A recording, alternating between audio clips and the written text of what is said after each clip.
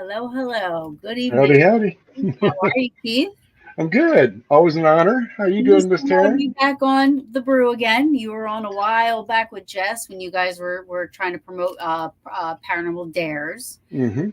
and that was a fantastic show. Um, and more recently, I've been looking for near-death experienced people to come on, Mm-hmm. and luckily, Chris Wolfgang, very good friend of ours, a mutual friend, said, "Hey, did you know Keith had one?" I'm like, "What? Yeah.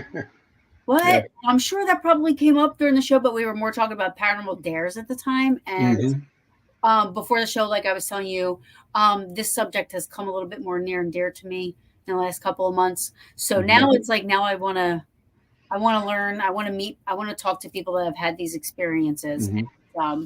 So thank you for coming on. No problem. I'm going to stop talking because I want you to kind of just tell everybody, if they don't know who you are, it's Keith Fournier. Um, I don't know if are you still doing paranormal stuff, or are you calling? I am. My wife and I are managing the Asher Walton House in Atlanta, Indiana.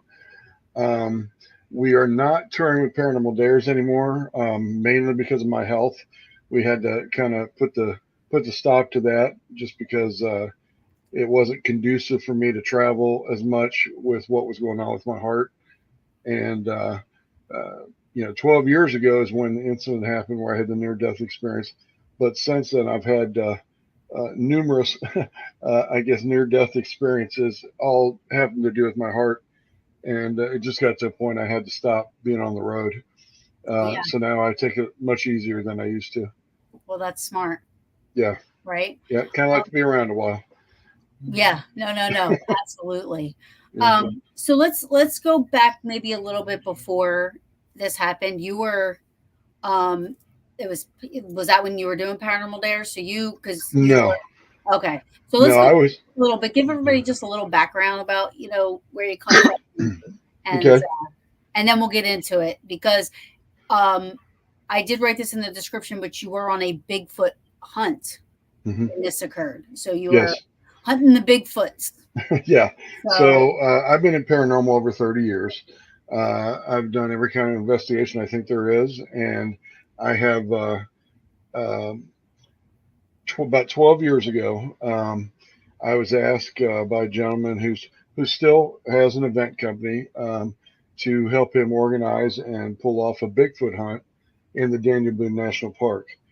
And we scouted it out, did our homework, had some A-list celebrities there, and Daniel I Boone. was Can I ask Daniel Boone? So in Pennsylvania? no, it's in Kentucky. It's Daniel Boone National Park. Oh, because Yeah, that's where is that where he lived then? Daniel Boone. Yeah. Well, it was part of the area that he roamed and hunted and such in, and the national park is named after him.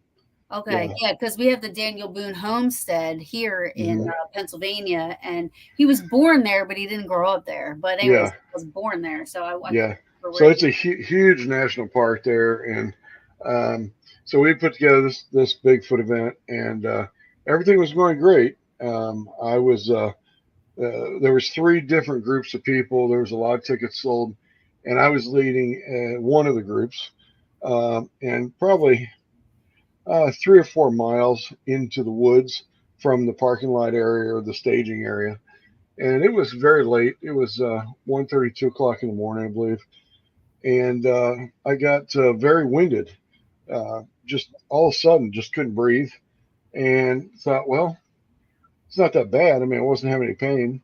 So I told the group I was with to go ahead and go on up the trail, and they quietly, went up the trail without me. And I just sat down on a stump, and probably the worst thing I could have done.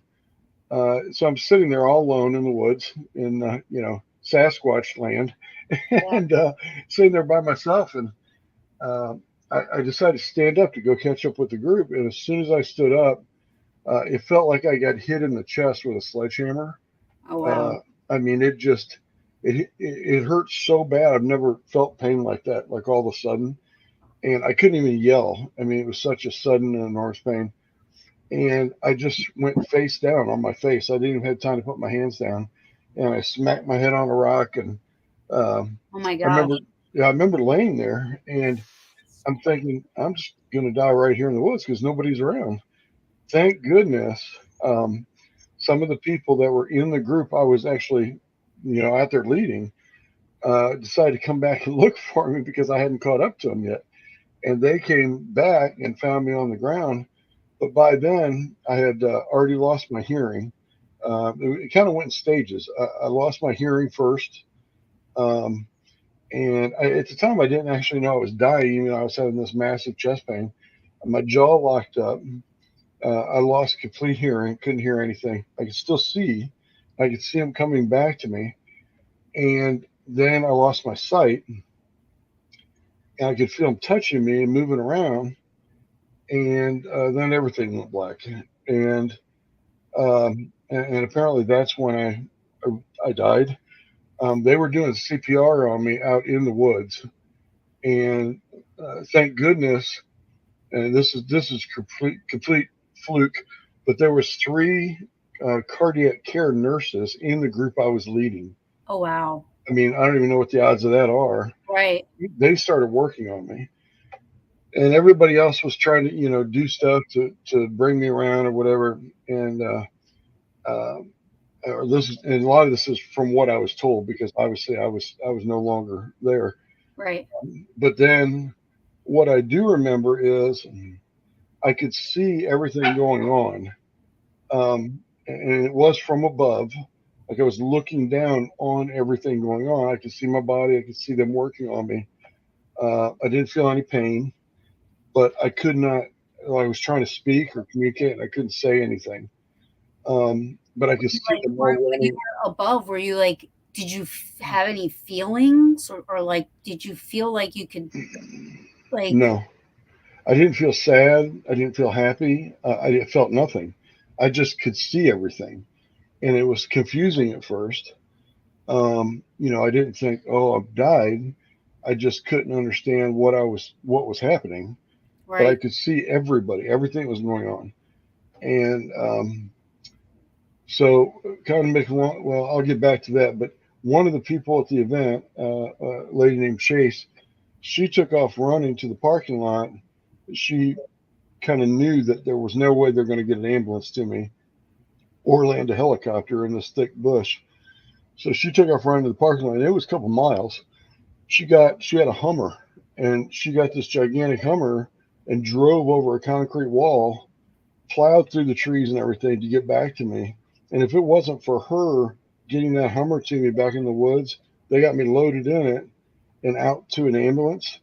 As things transpired, I probably wouldn't be telling the story now because as soon as they got me in the ambulance, they started, I guess, shocking me, defibrillating me, and they did that all the way to the hospital until they got me back. I was told that I was actually clinically dead for between 12 and 19 minutes Wow. total, which doesn't sound like a long time, but apparently it's an extremely long time. And but like I said, the things I remember, I didn't see any pearly gates or lights or gates of hell or anything like that. I literally could see me being worked on, and I could hear everybody talking, what they were saying, and then I heard some voices behind me. I didn't see who said these words, but I heard it. I heard my grandmother's voice, and she actually said my name, and she told me I needed to go back.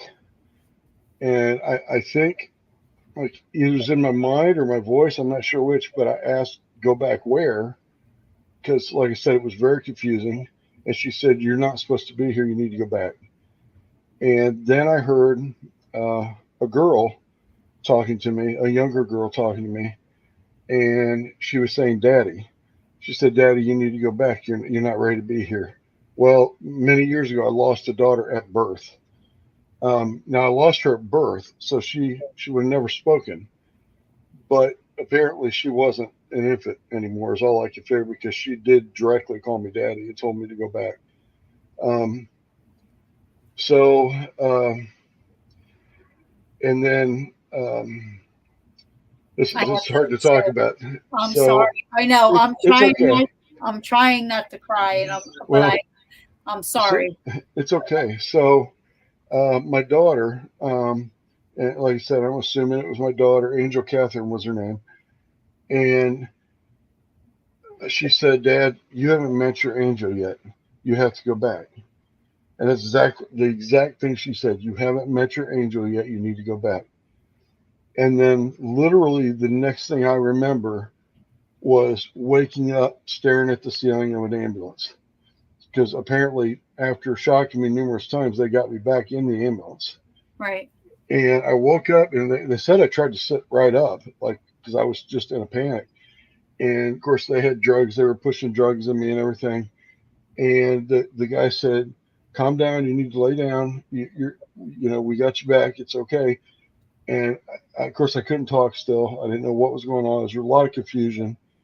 And then I blacked out again. The next thing I know, I woke up in a hospital room, not in the ER or anything. Like, I bypassed all. I don't remember any of it. I woke up in a hospital room surrounded by people. It was. It still touches me to this day. All the people from the event came to the hospital. They literally shut the event down. Came to the hospital to see if I was okay, That's awesome. which is touching beyond belief. Absolutely. And so I woke up and see all these people outside the window and a couple in my room. And the cardiologist was there, the doctor was there, and he said, did you see anything when you died? It's the first thing he asked me. Like, not if you're okay. Now, he said, did you see anything while you what when you were dead, or when you died? I can't remember. Oh, that's interesting. Yeah, first thing he asked me. And I said, I did. And I remember I started telling him, and then the nurse came in and said something. He ended up coming back later, and I ended up telling him this whole story I'm telling you. Yeah. But that was the first thing he asked me. That's weird. It was weird, but I remember that distinctly. Now, to top all this off, there was a paranormal team at this event, which, many events, there are a lot of paranormal teams. And there was a paranormal team there that filmed it. And I didn't know it at the time. They filmed the entire incident of me being dead and them working on me and everything. Really? And they asked my permission to put it on YouTube, and it was on YouTube for years. And I gave them permission. I mean, they were very respectful about it. But they had just filmed the whole, thing happening, and it was on YouTube. So, I got to watch the whole incident Oh, myself, wow. which I couldn't. After being above it and then going, I guess, back into my body, I didn't see the rest of it. So I get to watch some of it on YouTube. Did you ever ask the doctor like why he? I did. I got to ask him, and he said that he was always fascinated with near-death experiences because he had seen so many odd things as a cardiologist. When people actually pass, he had seen things that made him question or have a lot of questions about the afterlife. And it was the actual first thing he asked me when I came to. So crazy. And then he told me, flat out. He said, you were dead for, to get you back. You're lucky to be here, basically. And Yeah. he explained everything that happened. And I mean, there was huge chunks. I lost, about a kabillion brain cells, which I still haven't got back, I don't think. but it's one of the side effects of being dead. You lose a whole bunch of brain cells because your brain starts dying. And so um, that was kind of it. I mean, I didn't see. Well, I wish listen, I could. it's different. Like Steve, I had Steve on last week, and Steve, like, Mhm. there's some similarities, but not like there was somebody there with him when he Mhm. got to wherever he said he was confused. There was confusion. Yep. There was there was no conscience, almost like he wasn't sad, happy, he didn't think about anybody on Yep. earth, like he did not see himself being worked on, but Hmm. he saw the surgeons like as if he was looking at them, like, and the surgeons were like, we had covers over your eyes, like, Hmm. because we were operating, like, Right. Right. he saw that. And then, but he also saw, he says he saw a figure, and the Hmm. figure told him he needed to leave. He's not supposed to be here.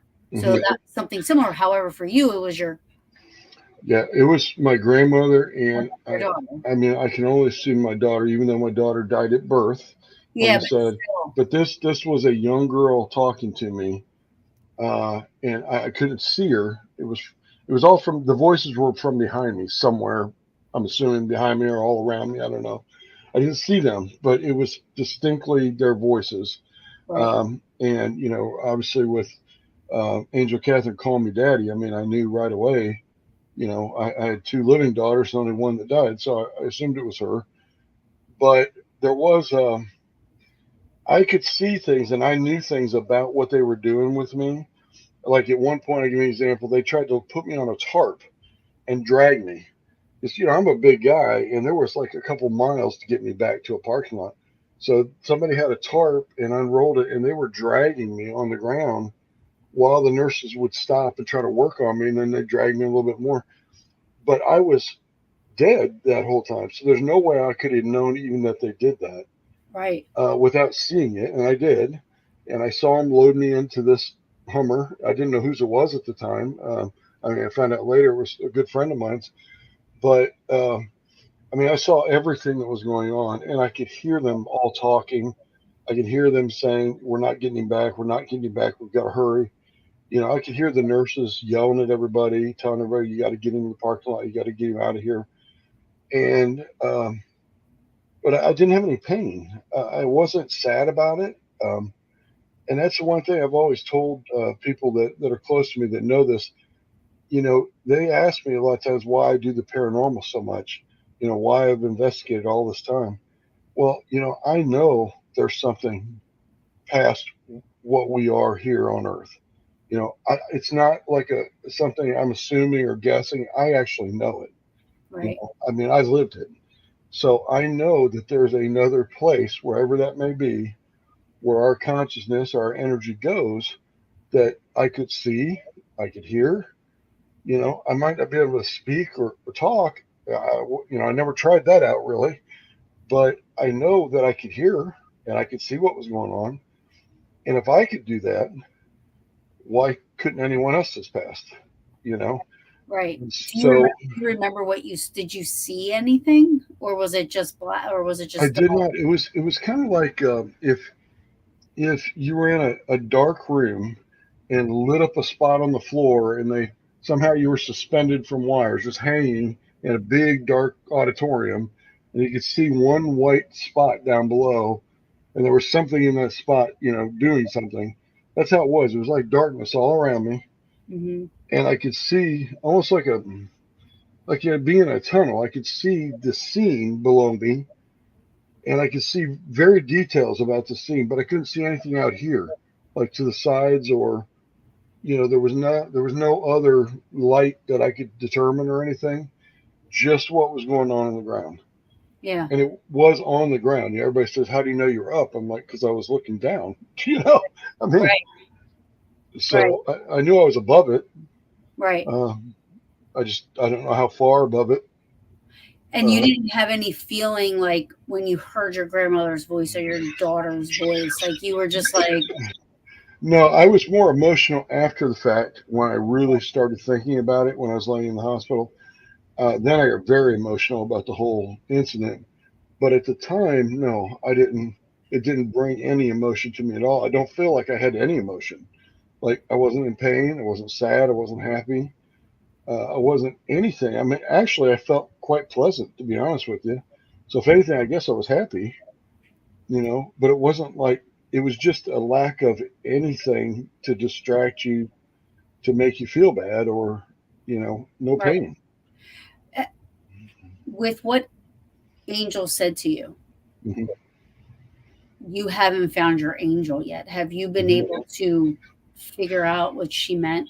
Well, that's the part I was getting to. So you know my current wife, Jessica. Yes.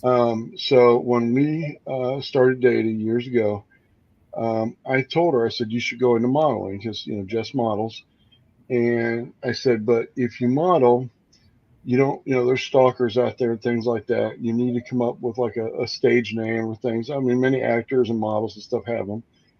And the first thing she said is, she said, well, I've been thinking about that. How about Jessica Angel? Mm. And I mean, as soon as she said it, I flashed back to what was said to me that day that I died. You haven't met your angel yet, so you need to go back. Um, you know, that And, could be a dumb coincidence. I don't know, but but that's a see, hell if, of a if you're coincidence. feeling it, I feel like when if it made you go back to that and you're like automatically like that's what you're linking that to right away. Yes. Sometimes I feel like that means more Hmm. than having to sit back and just try to figure out what this means, and like, and what did that mean? Like, oh, you met your angel. So does that mean that now you're ready? Yeah, You know? I don't know. Well, I don't think I'm ready now, and I'll explain that because over the last 12 years, I've had my bouts with death several times. I've never, well, I guess technically died. I've had 5 heart attacks, 7 stents, and 2 massive heart surgeries all in the last. This heart surgery has been in the last 2 years. So I had one, a triple bypass. Exactly 1 year later, my aorta exploded, and I had to have an aortic dissection, which only like 2% of people survive that. And I lived through that. That was an 18 and a half hour surgery. And Wow. during the surgery, they actually stop your heart many times and bring it back. So technically, I guess I died a lot during that surgery, but and that's why a lot of people don't survive the surgery, I guess. So uh, and then also I was in a coma for 30 days after the first surgery, and my lungs filled up with blood to where it was like pouring out of my mouth. I couldn't take a breath. So I've had a pretty rough go around with my heart since that happened. But I'm still here. I mean, I feel good. Hmm. Like I I think mean, it's I've had. interesting that two of the people I've spoken to so far, I mean, it's been heart related Hmm. that had these intense, these intense journeys. I call them journeys. I mean, it's a journey, and then do you how has that changed your outlook on death and dying? Um, I, I mean, this sounds dumb, and I hear people say it, and it even sounds dumb to me when I hear other people say it. But I'm truly not afraid of dying. I mean, I'm Well, really that's not. like you like Steve said the same Yeah, thing. He's like, I now I'm not because I I don't know. have any fear of it. I mean, I don't go out looking to die or do Right. stupid things to die, but I don't have a fear of it. Yeah. I mean, I've everything that I've survived, and I'm still here. I figure when I do die, like really die and not come back, I mean, it was meant to be because I mean, I've been in so many near death things in the last 12 years, and to still be here is a blessing. But when it's my time to go, I'm not going to be scared of it at all. Right. I mean, So. like literally, that it keeps me up at night sometimes. I'm so afraid to die. Do you know what I mean? Mhm. So to have, like I told Steve this last week, to have that fear lifted, Hmm. you know, it would be a blessing for me. I mean, I don't want to die so that it gets lifted. You know what I Yeah, mean? Like, yeah, you know, um, just I mean, and ever since my mom, it's gotten worse. You know, yeah, I lost my dad 24 years ago. It was tragic, but what happened with my mom was so different. And yeah. it's just, it's left a mark, and it's made Hmm. things, it's making me question everything, right? So, Hmm. hearing these experiences. So, you know, I can only hope that, Mhm. you know, I can't, you know, I try to think like, okay, what did she, because they think she was cardiac arrest. Mhm. They don't know how she Yeah. died. Yeah. Nobody was here. But they assume heart. Mhm. So hearing the both of you, I say, you know, I didn't feel any pain. I didn't feel like sad. I wasn't feeling Mhm. like, you know what I mean? Like Yeah. he said they weren't thinking. He said I wasn't thinking about anybody. Mhm. And to me, that kind of makes me feel a little bit better. You Yeah, know, and it's absolutely true. Like I wasn't thinking about anybody. I heard those voices, and I was looking at everything going on the ground, but I but you're, wasn't consciously thinking, yeah, "Hey, God, I'm dead." Like I wasn't thinking that at all. I was just thinking, "Wow, they're working on me, and I don't feel any pain." They're dragging me across the ground. I'm not feeling anything. What's going on? Like it was very confusing. yeah. Very confusing. Has going through that, and then doing the paranormal, has it enhanced anything for you? I believe it has. This is going to sound weird. I know. There's a lot of investigators that get that tingling feeling when something's about to happen and all that. With me, so one of the big things that happened to me when I had that heart attack is I had left arm pain, and it was very sudden, and then went to my jaw, and then I hit the ground, and or went to my chest and I hit the ground. But now, when I'm uh, doing investigations, when my arm starts tingling, my left arm in particular, I feel like something's going to happen. Not necessarily to me, but like something's going to happen in the room, or Oh, and yeah. and it's kind of held true over the years. Whoops, like uh, stuff does happen when I feel my arm tingle. You don't get nervous? Like, No, I oh my don't god, really am get I feeling my heart again? You know what I no, mean? no. It doesn't make me nervous. It's just now it's happened so many times. It's just kind of an indicator to me. I don't have any hair, so my hair can't stand up. But I get my arm tingles. I mean, it's just a weird thing to say, but when it does, I just know something is going to happen. I don't know what. I'm not psychic. I don't know what. Uh, but stuff does happen when my arm starts tingling. So, That's interesting. um, yeah, and it has helped me talk to people, both in the paranormal field and people not in the paranormal field. When I've had very close loved ones tell me that they're just in uh, such remorse about a loved one dying or somebody they cared about dying, and it's helped me talk to those people and kind of tell them and show them that their loved one is not they're not in pain. They're still with them. My wife struggled with that when her father died, and I know you don't know, but on June 5th, my own father just died. Yeah, And I'm here in Ohio right now with my mother, and right now it's actually helping me talk to her. yeah. Because I'm like, dad is okay. He's good. He's better than we are. He's So do not you feel feeling that any it's pain. so does you feel that it's changed your reaction to like almost everything like that, like with death, like, you know, like do you feel that that kind of changes the grieving process? I think it does. I didn't. I was in this.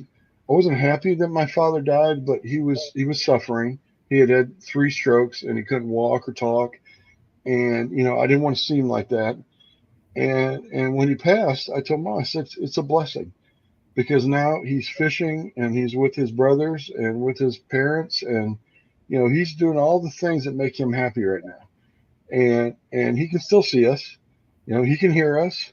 I don't know that he can communicate, but he knows what's going on. It's going to be okay, Mom. And someday you'll be with him.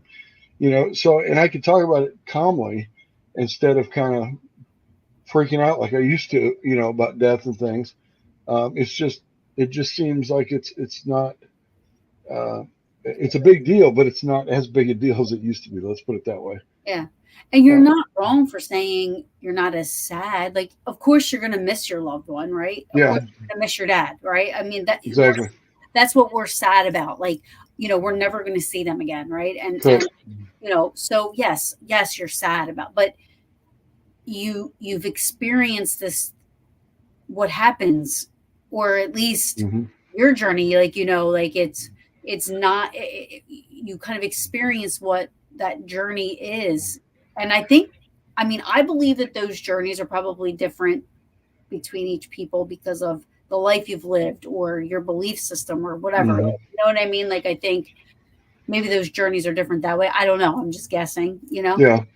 But, you know, to know that he's maybe experiencing something similar to what you have, and that you're going to see loved ones over there Mm-hmm.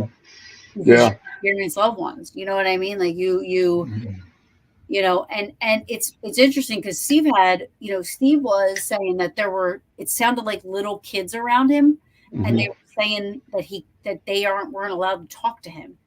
Mm-hmm. Well, So that's interesting. He says that because I actually, and I don't talk about it because I couldn't hear what they were saying, but I did hear. I guess you could say other voices in the distance well, you said that at one point. You said behind me. that you didn't know if they were all around or Yeah, it felt like there was like voices all around, but the only ones I was making out was my grandmother, and then this little girl's voice that said "daddy," and I'm assuming that was my daughter that passed. And that's the only two voices that I could literally hear and make out what was being said.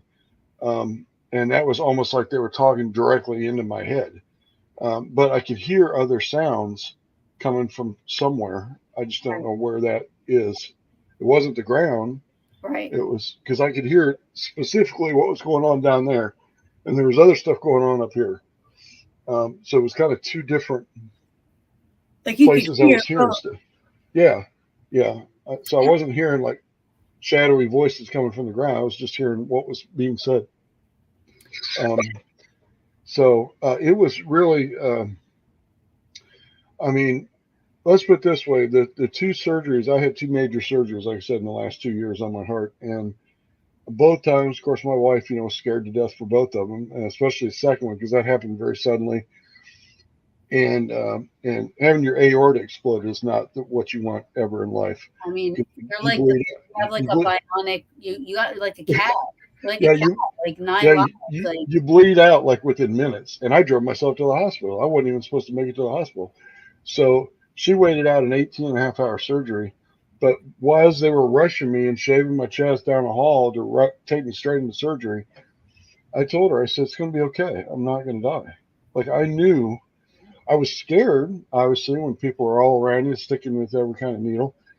You're scared, but I told her, I said, I'm not going to die. I haven't died yet. I'm not going to die again. It's not time yet. yeah, It's just like I knew. yeah. Has this Um, experience changed your religious beliefs or anything like that?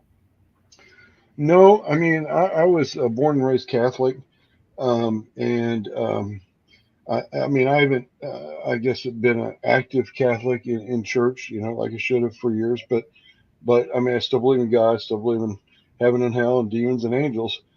But it hasn't. I don't think it's changed anything with me religiously. I just know that there is something else. There's something beyond what we understand, and that something uh, encompasses what we're made of. If my body was there on the ground and I'm looking at it, then I'm something else wherever I was. Right, You know, but I could hear, I could see. I couldn't talk because I didn't try to talk. So maybe I could. I don't know. I didn't right, really try to talk, but I wasn't in any pain. I wasn't worried. I wasn't sick. I didn't feel them beating on my chest and breathing for me. I didn't feel any of the stuff that we feel in the mortal world that is traumatic. I didn't feel any of that. I was in complete bliss, I guess you could say, until the moment I woke up in the ambulance, and then I hurt like hell because it just, electrocuted my chest with yeah, paddles. yeah. I So mean, I think it's interesting that you remember everything that happened after you fell, like hmm how you were losing your senses, and it's oh, interesting because I've been in the medical field my whole life, hmm and I worked in a nursing home, and hmm you learn. they tell you what senses go, but like you look at Yeah. these people and you're like, how do you know? Yeah. Have you know what I mean? Like you haven't. How do you know that this what senses and the last sense to go is your hearing is what you always say, Hmm. right? And it's like, Yeah. how do you know? Have you died? You know, and Yeah. I mean, you Well, went through that, and that straight was out. I mean, I was watching, like I hit the trail, like I guess, on my side because my head was busted. And I remember looking up the trail and I saw lights coming back down the trail. Well, it's people with their flashlights. And then as I got closer, like that whole image faded till it was just black. And I'm like, oh my God, I can't see. And I couldn't speak at all. But then I could hear them coming. I could hear them talking. And everybody was, there was a lot of commotion because obviously I'm laying there face down in the dirt. And then I think I really got scared when the hearing started to fade out. I know that caused a lot of panic because I still remember that was very traumatic. When I couldn't hear anymore, then, but you could you know, feel I everything. could feel, but then after a few minutes, I couldn't even feel. And I guess that's when, Yeah. death actually occurred. But it was in stages and it's terrifying. I'm not going to lie. Well, it You know, sounds it. It sounds it. yeah. I mean, hearing or losing your eyesight, but then still being able to hear and feel, and then losing your hearing. So you can't hear, you can't see, but you can feel what's happening. Hmm. And then, I can imagine that. And then all of a sudden there's nothing, Right. just Yeah. nothing, you know. So, the process of death, I don't think, no matter how you die, is going to be easy. But I think once it's over or once you get through it, um, there's something better on the other side. And I Yeah. truly believe that, you Yeah. know, And it's, 100%. and it does sound like a process. Like there's a reason that you were able to hear your daughter and your grandmother, Hmm.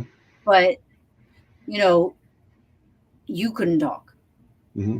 Maybe you have to be at a certain point, or you have to be at a certain, like, okay, she said you're not ready to be here. Hmm. You and Steve both said that you were Maybe, told. yeah, maybe that's why I couldn't talk because I wasn't Right. So fully there, have to, maybe there's, when it is your time, Yeah. it's not all this. Maybe it takes out all that confusion, and it takes out all the, what's going on, and the maybe it's just you're with all those people, or Hmm. you're already, because you're ready. Yeah. There's no process that you have to go through. Maybe there is still. I don't know. I mean, I'm just guessing from. Yeah. I don't know. Like I said, I wish I could, a lot of people ask me, did you see bright lights? Did you see all the people and I could remember, and this is something I didn't talk about, but I do remember feeling, and I struggle to this day to explain it. I don't, I didn't feel regret. Like that wasn't an emotion I felt. Didn't really feel any emotions, but there was a part of me that felt like there was things I didn't do that I wish I'd have done. Like a whole bunch of those things just flooded me very quickly. And I'm not sure how to explain that, but it wasn't like things I regretted or sins I've committed or anything like that. It was things I hadn't done that just kind of filled my soul, I guess, so to speak, at the Yeah. time. Yeah. And I do remember that. Now, have you done any of those things?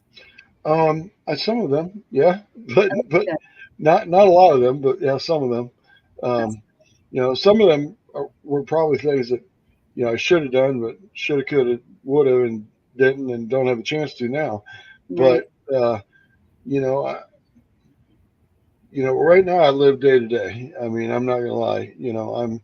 I have to take it much easier than I was. I was going full bore with Paranormal Dares and doing events and traveling the country. I mean, we were all over the place, and I just had to stop that. And it kind of put a big uh, put a big knife through my dreams, so to speak. Yeah. But at the same time, if I want to stay alive, I got to do what I do. I still am in the paranormal world. I still, my wife and I help her manage the Asher Walton house, and we still do stuff in the paranormal, but I just can't do the events and travel like I used to.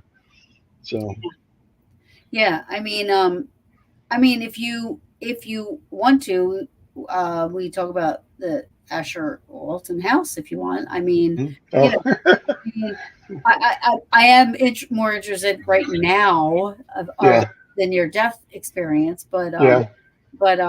I think so. That's a good laid back, relaxing type of an environment that you. Well, yeah, it's a paranormal venue, and Jess and I manage it, and a lot of things happen there. It's a great place to investigate, but it doesn't require me traveling. It doesn't require uh, you know being on the road and do all the things that's included. I mean, you go to a lot of conventions and paracons and everything else. It's exhausting. Yeah, It takes a physical toll on you. yeah, And I did it for a long time. I mean, I've been in the paranormal like 33 years, right. and it's just a long time to be doing stuff. I've been put on events. I mean, even before Paranormal Dares, I was putting on events by myself for, I don't know, 15 years, Yeah. just putting them on, come ghost hunt with Keith, so, uh, Yeah. I was always, What got you into the paranormal? um, well, this is a weird story, but when I was about 9 years old, a UFO landed in our neighbor's backyard, and my parents and I all witnessed it, and some of my neighborhood friends and family around us witnessed it. I mean, a lot of people saw it. It was a big nationally known case, and ever since I was 9, I've been interested in, it started out with UFOs, started out with ufology, then it went into cryptids, and then it went into ghost hunting. But so I've covered kind of all three, and I still divvy in all three. But it started out with a UFO event that changed my life. So Yeah, that's yeah, interesting. So yeah, you've got to see most of the universe that none of us get to see. You see life after death, UFO. yeah. Um, Well, I mean, I saw a big disc laying in a field that burned a hole in the field, and wow. at 9, that's all I can describe it. It's just a big, bright, disc-shaped, saucer-looking thing. It was super bright and obviously super hot because it burned a big hole in the field. And it landed, and as soon as it landed, it just shot straight up and took off. But it left a big burn hole in the field, and I mean, half the neighborhood saw it happen. So, Crazy. Yeah, you said it but was a national thing. yeah, So Kathy said maybe the list of things you saw that were unfinished or not done is the reason you come back to life. that's interesting. I mean, that could be. Carmen was asking some questions, but I think you were answering them as she was asking. And I want Carmen to understand he's not like a researcher or this or that on near death. He had an experience. So I think that everybody's experiences are different. Hmm. She asked what happens to us when we revive, Hmm. what happens to our soul. So Yeah, I think it comes back with you. yeah, I mean, it would have to. Um, yeah. I don't know how to answer that. I mean, I think it was my soul that revived. I mean, it was. saying does a piece of do you think a piece of our soul splits when we have a near death experience? Like, I guess does some of it's I guess maybe she's asking if some of it stays there. Yeah, I don't know. I mean, my wife would probably tell you I'm pretty heartless right now, but I mean, I don't know if any of my soul stayed there, but you know, uh, but I mean, I don't know how to answer that other than, I mean, I feel like who I was before is still who I am now, just more enlightened, maybe. Yeah, I was gonna say like has that changed? Like I know I asked about religion and I asked about has anything enhanced, but you as a person, you Hmm. know, has that changed you as a person? Do people tell you like does just say, hey, you used to bitch about this kind of stuff and you don't anymore, or you know what I um, mean? Like yeah, no, she, I think she's fascinated by everything that's happened to me. I mean, my wife kind of lives in fear that I'm going to die. Jess is much younger, and so now I take precautions in what I do because I do want to live as long as possible. You know, I don't have a death wish. Um, you know, just because I'm not afraid of dying, like, and I tell people this all the time, doesn't mean I want to die. Right. It was a painful, horrible experience, the act of dying, and I'll never forget it. I don't want to repeat it. Right. But what happened afterwards is a whole different experience, I guess, if that Yeah. makes sense. Yeah. I Yeah. mean, and it does make sense total. And it's Yeah. interesting that your heart attack was worse than your aorta bursting Hmm. Yeah. because you would think that would be the opposite. Well, yeah. Well, the heart attack I had was what's called a widowmaker heart attack. Yes. And so it killed me like right real quick. But they were able to get me back, like I said. And my aorta bursting was, even though it was a serious life and death thing. I mean, the cardiothoracic surgeon told me that only like 2% of people even survive it in the entire planet. Like it's just not a survivable thing. Your aorta is like the size of a garden hose, and when it bursts open, you just bleed out like right now. Hmm. I drove myself to the hospital, and then they took me by ambulance, you know, lights and sirens, to another hospital, and then I went to 18 and a half hour surgery. So I should have been dead just on the drive to the first hospital. Right. And for some reason, I didn't, you know. Should have been dead before you got to your car. Well, that's what they said because I was in Kroger's shopping when it happened. Oh, I was wow. literally in Kroger's when it happened. I walked to my car, but I didn't have any chest pain. It was all in my back, so I thought I just hurt my spine. I thought I blew a disc in my back. Oh, wow. I didn't have any chest pain at all. No chest pain. Mm-mm. It was all in my back because they said it was my descending aorta. The pain shows itself in your spine and not your front of your It was chest. that bad that you took yourself to the hospital. Like you knew. Yeah, I knew something was wrong, really bad, but I didn't know it was my heart. To be honest with you, It's you crazy. know. But I know it was bad enough that the surgeon handed me a phone as they're wheeling me down the hallway to surgery and said, "Call." He looked at Jess because she had just made it to the hospital. He said, "Have him call any loved ones right now and tell them goodbye because Wow. I don't know that he's going to make it to the surgery." I Wow. mean, that's pretty serious when a surgeon says that and you can hear it. You Yeah. know, hear him say Yeah. it. I Yeah. and Chris Wolfgang, you know, if you ever talk to him, he'll tell you I called him. Well, he was one of the people I called because I love Chris like a brother. Yeah. And you know, by then it was the middle of the night, and I called Chris and I said, you know, dude, I think I'm going to die. You know, they told me I may not live through this. You know, and of course he didn't know what to say or do. It wasn't Right. anything anybody could say or do. You Right. know, I just called to say goodbye. You know. That's even you know, and Steve brought that up on his. He said once the priest came in and started reading him his rights, he said that's when he's like he got scared. He thought he Mhm. wasn't, you know, he wasn't going to make it. Yeah, yeah. Um, It's a bizarre. And everybody says, well, like I've had so many people ask me, well, did this happen? Did this happen? This like there's some kind of journal or a book written somewhere that says all these things are going to happen when you die. There really isn't. I don't think. I mean, I think everybody's experience is different and unique. I think there's some things in common, yeah, but I mean, it wasn't like I even thought it would be. You know, like I've always had preconceived notions of what death would be up to that point. Now that I've died, I know exactly what it's going to be, and it's not a good thing. You know, I don't want to do it again, but I also know that there's a bliss or a peacefulness after the actual death experience that's unprecedented. Like it's like nothing you've ever. It's hard to even like describe or wrap your brain around what happened because there's no pain, there's no nothing, there's no problems. There's no, I'm worried about tomorrow or I'm worried about what happened today. Or I'm worried about I hurt somebody's feelings. None of that. It's just gone. yeah. And you're just Did you there still like, feel like yourself? Like, did you still feel like you? Like yes, I did. you I did, did. That was the part that was confusing because I was seeing my body right? on the ground being worked on, but I knew I'm feeling my body and I'm somewhere up above, not there on the ground that I'm looking at. And Right. that's the confusing part because you're looking at yourself being worked on, But and that at that point, you weren't like.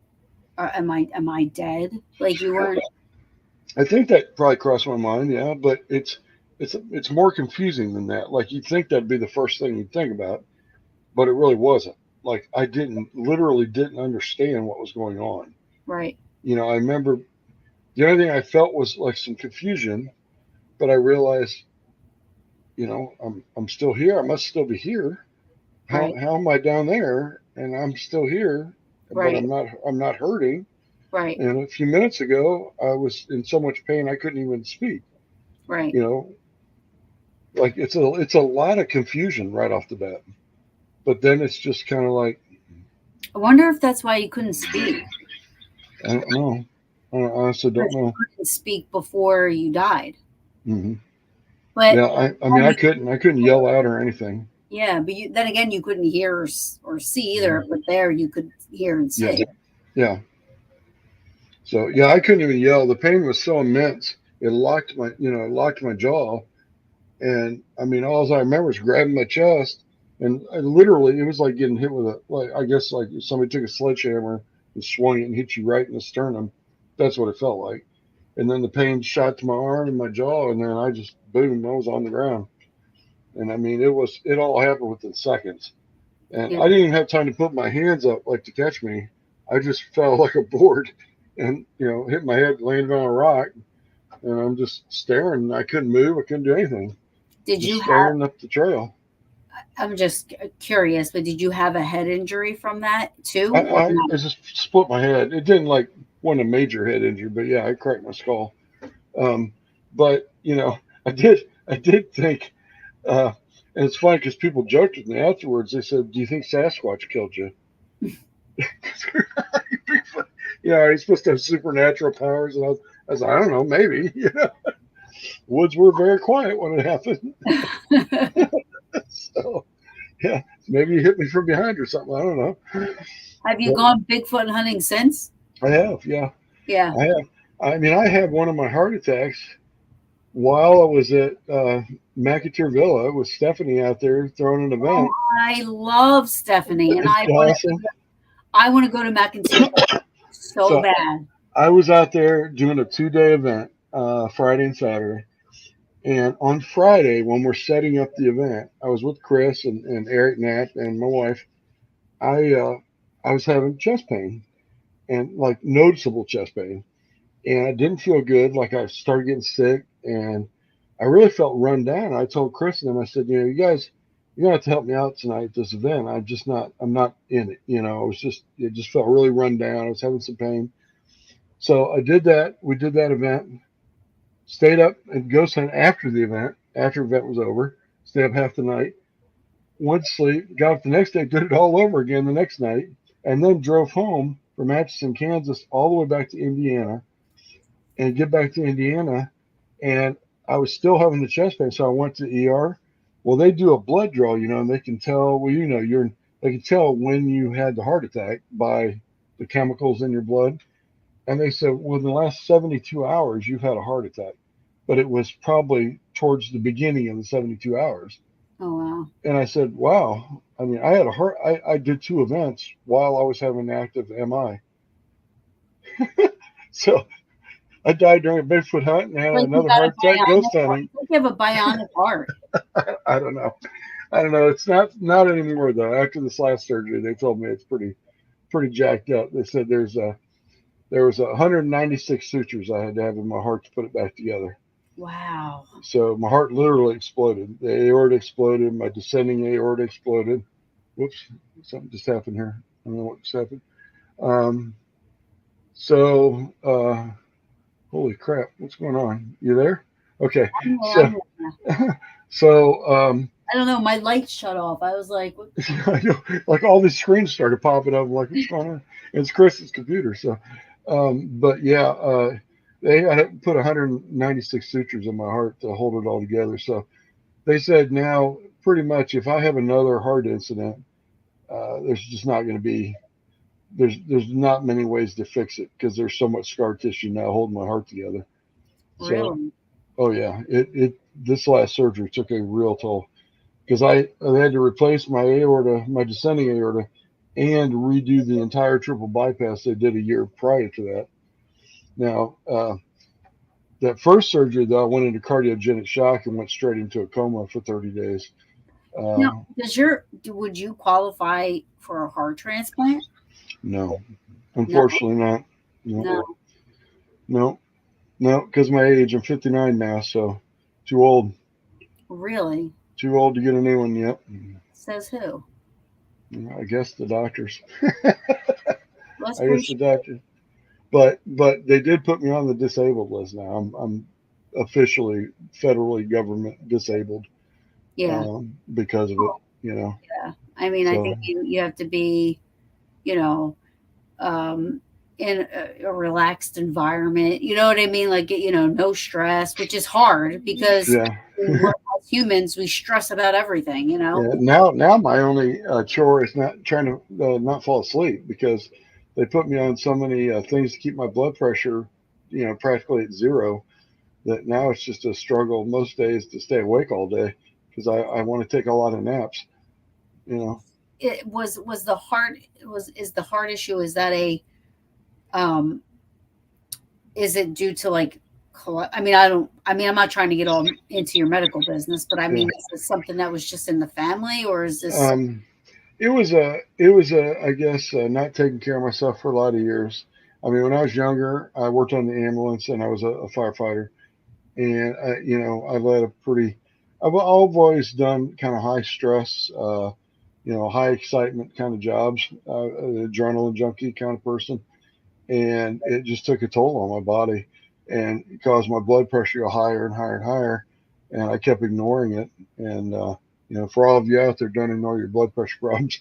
And one day it just all blew apart. So I think your experience, I mean, I love for you that your daughter spoke to you. hmm I yeah, and asked, that's my favorite part about your whole story, is that you heard her talk. I yeah. mean, to me, that that's just amazing to me. Yeah, and what's profound to me, and I've thought about this over and over, is she died at birth. Okay, so she never spoke. Um, it was a horrible tragedy in my life and my wife at the time. This is my first wife, and something I don't wish on anyone. But the one thing I do know now is that obviously she is growing somewhere because it was a teenage girl's voice that I heard. A young woman, young girl, and she called me daddy, which means, if that in fact was Angel Catherine, which I'm assuming it was, uh, she's grown up somewhere. She Right, wasn't. She wasn't this little infant that died, and right. that has always stayed with me. Like, do we continue to age? Do we grow old? Or do we go to an age that we want to be Yeah, and stay there? yeah, Like, you know, and I mean, or did she pick that because that would resonate with you more than, you know what I mean? Like, yeah, hearing a little girl as opposed to hearing a woman say yeah, that, you know what I mean? Like, yeah, yeah. And it could have been her choice, but I yeah, mean, that's something that's always um, baffled me. I've had a lot of people die in my family and such, but my grandmother meant the world to me. Like I was very close to her, hmm, and obviously, my daughter that I lost meant the world to me. So for those two people to come forward, um, says something pretty profound to me because it could have been any, I guess, two people that I cared about in life, but it was the two people that I cared the most about that had already passed. right, So right. It's yeah. interesting. Thank you. hmm I mean, Well, it's no problem. that hour went by fast, but it yeah, I mean, if Chris is still watching, thank you, Chris, for Yeah, he's watching in the other room, I thank you, Chris. I just got this, so I'm gonna do this. These are my skeleton hands. Well, nowadays I just hope that my story and my experiences with it, um, help somebody else, that maybe has lost a loved one or is struggling with somebody that died that they don't feel is there. I hear working, helping my wife at the Asher Walton House, I hear people come from all over the country, paranormal teams. And sometimes I ask them, what are you looking for? And they say, my dad died 4 years ago and I'm hoping that I can bring him out tonight here. I'm like, did he die here in the house? you know, they're like, no, he died in Missouri where I'm from. And I'm like, but you're wanting to bring him forward here in the house tonight, and I hear all kinds of different stories about what people are searching for in the paranormal. Yeah. And now I have I guess a better insight to talk to them about maybe what they could be looking for, what they should be looking for, or what can happen after you die. Yeah, it's interesting. I So mean, yeah, when you do investigations and stuff, and say people get EVPs and they're like playing these mm, EVPs for you and stuff. I mean, do you have a different opinion about that kind of stuff now? mhm. Yeah, oh, I do. Yeah, I mean, I'll give you an example real quick. I know you're out of time here, but Oh, so not my about father, time. It's my well, show. We could talk for 3 hours if we well, want to. my father died on June 5th, and his name was Michael. So there was an investigation. Actually, two teams rented the Asher Walton House the weekend after my dad died, um, and I happened to went back to Indiana for a couple of days, and 2 nights, 2 separate nights, 2 separate teams from 2 different states didn't even know each other. And I never told them that my father died. They didn't know me personally at all. Right. And one team called me and said, hey, what was Jess's dad's name? Because his urn is in the Walton House. And I said, his name was Daryl. And they said, no, that's not it. I said, yeah, his name was Daryl. They said, no, we asked if there was anyone here that had a message for us, and we got a guy's voice, an EVP, that says, tell him it's Michael. Oh, wow. That was my father's name. That's amazing. I just got Okay. chills. I just got Yeah. chills. Yeah. And they called and told me this. Like, I'm in another house and they're telling me this on the phone. And I said, thank you for telling me that. I didn't tell them it was my dad's name still.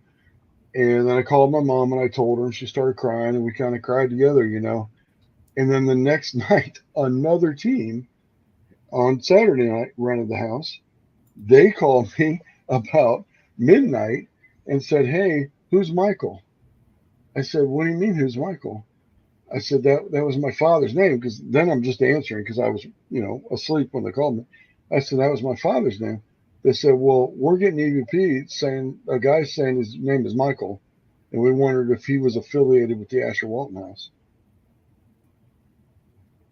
I mean, Wow. there's nobody affiliated with the house named Michael. Right. And the only Michael I even knew would have been my father that just passed. So, That's amazing. maybe he was sending me a message. So That's that's I'm not all. yawning because you're. No, it's all right. Well, That's you were yawning when we first started, so I haven't I bored you to know. I tears yet. know. I yeah. I'm just. I don't sleep very well at night. Yep. So and then it's like now I gotta. I'm flying to Tampa tomorrow morning. Mm-hmm. Uh, to see New Kids on the Block in Tampa on Friday. Oh, You can't see it, but because my light's off for some reason. I don't know why. But let me see something here. It was just the light was off. I don't know what happened. But I am a huge New Kids on the Block fan. That there's a poster back there on my door. I see it. Yeah, I was trying to see if that was them. That's hilarious. So yes, I am flying to Tampa tomorrow to see them in Tampa, and then seeing them again in August when they come to See, Philly. I guessed you were more of a Def Leppard, AC/DC kind of gal. I do love Def Leppard. I do. I have an array of music. I Chris Stapleton, Andrea Bocelli, I mean, it goes Bruno Mars, Pitbull, like it goes on and on and on. But New Kids on the Block are my 35 years strong. They've been That's hilarious. so, That's absolutely hilarious. so Well, yeah. whatever rocks you, you got to do Yeah. it. Yeah. And I So, mean, I'm like, you only live once. We gotta, and it's true, right? I mean, yep. Well, uh, I was just telling Chris. just last night actually. I was obsessively telling him I want to go find Bigfoot. As stupid as that sounds. So listen, there's a Bigfoot thing happening in Pennsylvania There's a lot of Bigfoot stuff in happening in Pennsylvania. in Yeah. September. Well, I told Chris I want to go find him, and I'm just dumb enough to try to tackle him and grab a handful of hair. You I can't mean, somebody's got to do it. let You Chris know, do it. Chris don't want to do it. I'll do it. I just told him, I said, I don't know why I obsessively want to find that stupid creature, but I do. So me and the Peaches. Uh-oh. Did he go find Bigfoot? I feel like I'm all big now, and I got to go back here. So that. Hey, Tim. Well, wait. He's got to come back on. Here, Tim. I got this. I don't know what happened. He left, but maybe something happened there. But that was his story was very interesting, and they're probably still watching me, and they're trying to get back on. So I'll wait a couple minutes. But if anybody that is watching and listening, if you know anybody that has had a near-death experience and doesn't mind sharing it with me live, so we can hear their story, please send them my way. Oh, here he is. He's back. I'm back. I don't know what happened there. It's Chris's computer. Like I said it's not my computer. It's his. My friend Tim said solo show, no pressure. It just shut off. I'm like, all right. Dave would love this topic. Oh my gosh, yes. If you please, I wanted to. I've been trying to get people on. I was just telling everybody, if you know anybody that has had not a paranormal, oh my gosh, a near death experience, like because I put it out there, but nobody responded. Like, and I mean, Steve, I knew, Steve did, and then Chris told me about you, and but nobody's really, and I know people, I hear about it, but then when I want to talk about it. John Tenney was at the event when I died. Who was? Johnny L. Tenney. John Tenney. Oh, really? He was at the event when I died. Yeah. Wow. Yeah. So, wow. Yeah, it was a pretty public death. There was like 76 people there. Jonathan Knight has a show called Farmhouse. Oh my God, I love that show. It's on my DVR. I do DVR it. It is great. Yeah, your stories. Thank you so much for sharing it and coming on and talking about it. I mean, so do you still talk to the? I mean, I know this was a long time ago, but that doctor. I mean, the fact that he was like so into it and so fascinated by, and the fact that was. I mean, it's kind of crazy. That was the first question he asked me. Yeah. Coming out of something like that, you'd think I'd wake up, there'd be a million other questions, but that was the first question. And he never actually got to finish the conversation until he came back in later that night after everyone had gone. And then that's when he told me that he had had numerous odd things happen when he'd had patients die on the table that he was working on. And he'd always wondered, he'd never actually talked to somebody that had come back, had been actually clinically dead and come back. And he wanted the chance to talk to me. Wow. And then he found out, I was a paranormal investigator on top of it. So He really wanted to know like my thinking and what happened and everything else. So it was pretty neat to talk to him. Yeah. You'd be surprised. I mean, I've obviously had a lot of experience with cardiologists now and surgeons, and I was really shocked at how many nurses and cardiologists and people in the medical field that you wouldn't think are into the paranormal, or you wouldn't think are into afterlife experiences, but they are. Yeah. Pretty deeply, actually, pretty profoundly. Yeah, I used to have, which I should reach back out to him. I don't know if he's, but Don Molnar, he's a doctor, and he used to call himself Haunted MD, and he worked in an ER, and he had a lot of experiences. I've had him on the show a couple of times, and he would talk about some stuff that had happened. Like he said, he had a patient die, and a couple seconds later, he felt like this whoosh of air just go through him.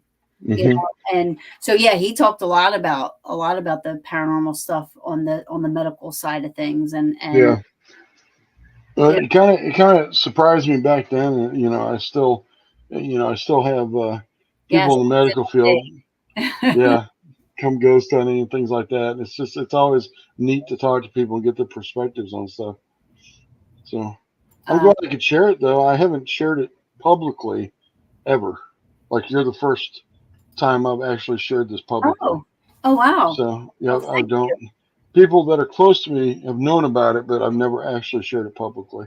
Well, thank you So for doing that. I appreciate it, and again, I thank Chris for even recommending. He's like, "Hey, reach out to Keith." He did, and I'm like, "Really?" I'm like, "Do you think he'd talk about?" Because to me, it's a personal thing, right? Yeah, it is. It is. Yeah. And to ask somebody to come on my show and talk about it publicly, you know what I mean? Like, I I don't want to upset anybody. So he was like, no, but I know it's you, and I didn't, you were awesome about the whole thing, so I appreciate it. Obviously, and you came on. Well, So I've been on your show. yeah, Have me back. We'll talk about something else. absolutely, for sure. Well, next time we come back, we can talk about how I'm going to tackle Bigfoot when I see him out in the woods. Yeah, And listen, what's going to happen after that. There's you and Chris should come. It's the Pennsylvania Bigfoot camping adventure or something. It's September 6th, 7th, and 8th or something like that. It's in Pennsylvania. Eric Altman is actually hosting it. And me and Dana and the Peaches, we got a cabin, we got a golf cart because I don't even know why we got a golf cart, but we did. It was beach walking. That's why. Oh, so it's going to be fun. But yeah, I've only gone Bigfoot hunting once. Oh, thank you. Oh, Kenny will be there too. September 6th. Kenny Biddle. Good deal. It's September 6th through 7th. Yeah, Kenny will be there. He's one of the guests, I think. And then, some of the big Bigfoot people, which again, I'm not very versed in the Bigfoot community. So, you know what I mean? Like, I don't know a lot about the Bigfoot people or, and I've only went Bigfoot hunting once and they weren't Bigfoot people all the time. So probably had no idea what they were doing. So this is going to be a exciting experience. I'm known mainly for ghost hunting, but after I tackle Bigfoot and hold him down and make Chris get a DNA sample while I'm holding him, I'm going to be really famous in the Bigfoot field. Trust me. After you tackle Bigfoot, you're going to want to have me back on the show. You are definitely going to come back on the show if you do that. You promise. Yep. But you aren't allowed to do that kind of stuff. You're going to tackle Bigfoot, get a wad of his hair, and that's going to be it. Yeah, well, if I'm going to go, I'm going big. Go big or go home. That's right. So, hey, somebody's got to do it. So, might as well be the multiple heart patient. So, and we can drag them off in our cart. There you go. Welcome to the golf cart. That's funny. Well, I hear Chris laughing in the other room. Oh, I hear. Keith, thank you so much for coming on. You're very welcome. And again, I'll have to have you guys on again. You on, or you and Chris, whatever. You know what I mean? And definitely, I loved having you on. Thank you so much for telling us your story. Absolutely. And I'm always going to keep you in my prayers. And hope you get to, live out your lifelong, you know what I mean? And get some of them things accomplished that you're supposed to get accomplished, right? Yeah, we'll do it. Well, it's always a pleasure, Karen. Yes, absolutely. Thank you so much. All right. Take care. Much love. Bye-bye. Thank you, everybody. Thank you. I mean, this was great. Again, I'm putting it out there for anybody watching. If you know anybody that has had a near-death experience, or you don't have to know them personally, maybe you somebody out there, please shoot me a message or have them message me if they want to come on and talk about it. This subject has become a little bit more personal to me after my mom. So I love this subject now. And, you know, I'm not saying they're not having experiences, but again, is it a mental thing? Because you come back, I don't know, who knows, but I love that he was able to hear his grandmother and hear his daughter that passed away. So, um, to me, that's very comforting. But again, I will be on next week. I love you guys. Tomorrow, flying to Tampa to see New Kids on the Block on Friday, and I am excited. So I will see you guys next week. Thank you so much. I love y'all.